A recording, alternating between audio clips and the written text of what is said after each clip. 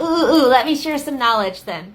So they tell you online to give yourself like 2.5 hours to go through the full house.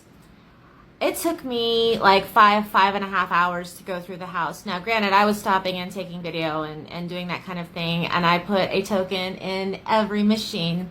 But still, nonetheless, I feel like if you're going for the house specifically, like it's not just one of your 15 things you're doing that day, but you're going for the house, plan that. And I would also say to go early, we went like as they opened basically, and we also went on a weekday, which helps. But even if it's not a weekday, if you go early when they open, then you're in front of the crowd and there's less humanity, and so you can enjoy the exhibits so much better. Something else that might be good for you to know is that once you get to a certain point, like there's a museum at the front, and then there is the original house. And once you start getting into past the original house, the only way out is through. So there is no like wave off, there is no turning around and going back. Like you have to get someone and have them basically let you out an emergency exit.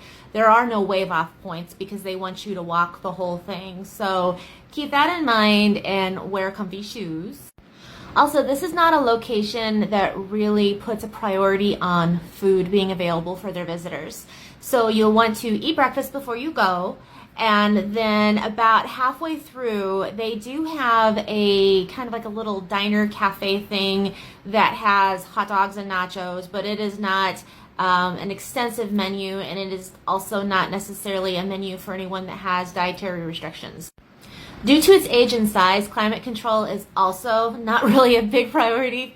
So while they do try to keep it air conditioned and whatnot, there are parts of it that just will feel steamy if you're going in the warm months. So dress appropriately, and also I would strongly recommend taking an allergy med before you go if you have allergy.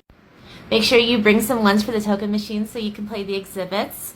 And also, if you love flattened pennies like I love flattened pennies, you'll want to make sure that you bring a shiny penny for the squashed penny machine.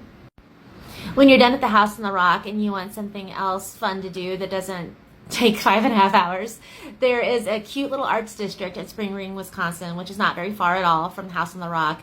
And there is an indie bookshop called Arcadia Books, and they make a great iced mocha.